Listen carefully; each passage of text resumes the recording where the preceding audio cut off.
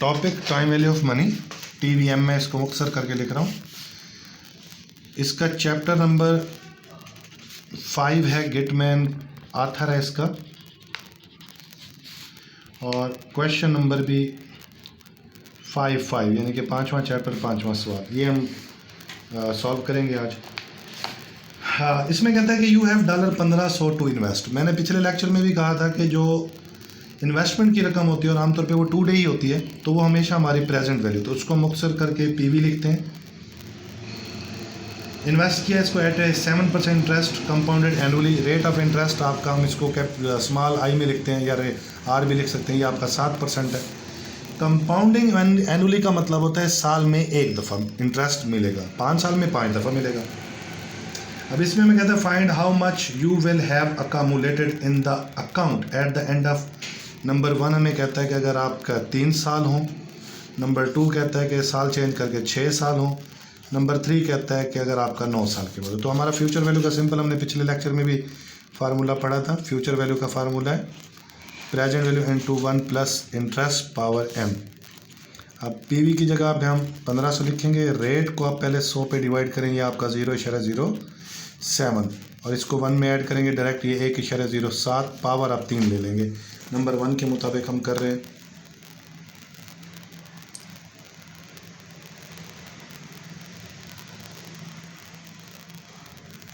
तो कैलकुलेटर का हम इस्तेमाल करेंगे मोबाइल की मदद से due to non availability of calculator. तो 1.07 ये पावर साइन आपका हेड साइन आएगा 3, फिर इक्वल करेंगे। और सिंगल अमाउंट में हमेशा जो फैक्टर हमारा आता है वो 1 से ज़्यादा होता है फ्यूचर वैल्यू के लिए। ये $1500 इंटू 1.225043 मल्टीप्लाइड बाई हम 1500 कर देंगे, तो इस तरह ये हमारी अमाउंट आ जाती है $1838 कर दें राउंड करके। फिर हमने नंबर 2 करना है, एन चेंज करना है, 6 करना है। फार्मूला हमारा सेम रहेगा, प्रेजेंट वैल्यू वही 1500, रेट हमारा वही 1.07, पावर अब हम 6 कर देंगे। 1.06 पावर बाई 6 इक्वल करेंगे, इसका फैक्टर आपके पास आ जाता है 1.4185, यानी कि पॉइंट के बाद 4 फिगर कम से कम आप लिखें, मल्टीप्लाइड बाई 1500। अगर आपका नंबर ऑफ पीरियड 6 साल है तो ये जवाब हमारा आ जाता है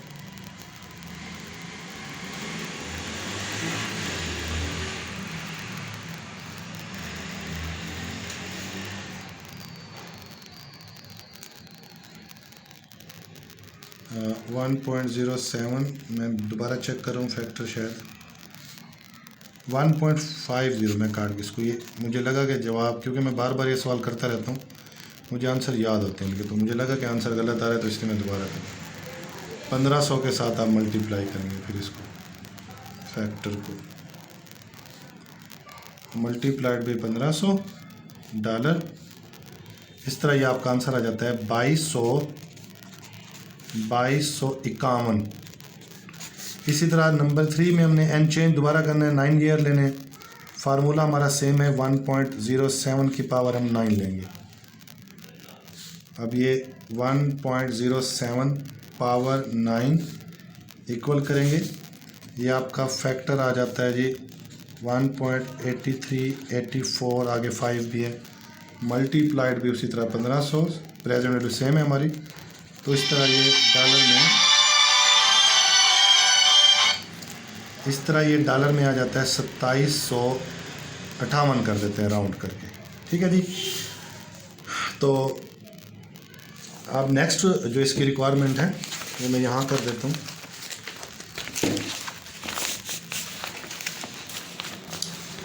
नेक्स्ट रिक्वायरमेंट में वो कहता है use your finding in part A to calculate the amount of interest earned in the first 3 year, 1 से लेकर 3 साल तक, द सेकंड 3 ईयर 4 से लेकर 6 साल तक, and the third 3 year 7 to 9। तो इसके लिए मैं आपको पहले एक टाइम लाइन बना देता हूँ छोटी सी। यहाँ पे 0 है, 3, 6 एंड 9। देखिए 0 पीरियड पे, यानी कि वो पीरियड जब हम इन्वेस्टमेंट करते हैं तो हमारा 0 पीरियड कहलाता है। अब N 3 था तो हमारी फ्यूचर वैल्यू बनी थी 1838। नंबर ऑफ़ ईयर हमारे 6 थे तो ये हमारी बन गई थी 5251, और नंबर ऑफ़ ईयर हमारे 9 थे तो ये वैल्यू हमारी आ गई थी 2758। तो अब वो पूछता है कि पहले 3 सालों का इंटरेस्ट, तो वो इन 2 रकमों का फ़र्क होगा, यानी कि 3 साल और 0 पीरियड वाली पे। और इसी तरह 3 और 6 साल के जो अमाउंट्स हैं इन दोनों का फ़र्क दूसरे 3 सालों का इंटरेस्ट है, यानी कि 4 से 6 तक। फिर छठे साल के एंड वाली रकम और 9वें साल के एंड वाली रकम, इन दोनों का फ़र्क हमारे आखिरी 3 साल का इंटरेस्ट होगा, यानी कि 7 to 9।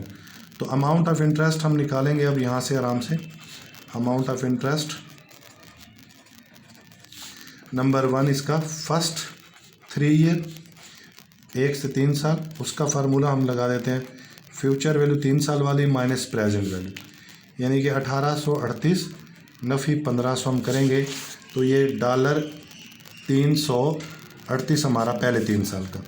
नंबर 2 सेकंड 3 ईयर का इंटरेस्ट 4 to 6 ईयर, वो हम लेंगे future value 6 year minus future value 3 year, यानी कि 2251 माइनस 1838।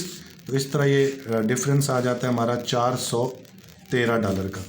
फिर नंबर 3 थर्ड 3 ईयर यानी 7 to 9, इसका फार्मूला होगा future value 9 year minus future value 6 year. अब ये है 2758, नफ़ी कर देंगे इसमें से, माइनस कर देंगे 2251। तो इस तरह ये आखिरी 3 साल का इंटरेस्ट बनेगा $507। अब देखिए ये इंटरेस्ट है तो 3 साल का, क्योंकि हम यहाँ पे कंपाउंड इंटरेस्ट मेथड को यूज़ कर रहे हैं, तो इसीलिए ये interest for the next years जो है वो इंक्रीज हो रहा है as compare to the previous year. और यही रिक्वायरमेंट उसने सी में हमसे पूछा, compare and contrast your finding in part B, explain why the amount of interest earned increase in each succeeding 3 year period. तो इसको जितना मुख्तसर हो सके लिख सकते हैं, बाकी डिटेल में भी लिख सकते हैं। इसका जवाब सिर्फ यही है, because we are using compound interest method, compound interest method. ठीक है जी, क्योंकि हम कंपाउंड इंटरेस्ट मेथड यूज़ करेंगे इसलिए हमारा अगले सालों का इंटरेस्ट पिछले के मुकाबले में ज़्यादा है। तो ये सवाल हमारा कंप्लीट हो गया।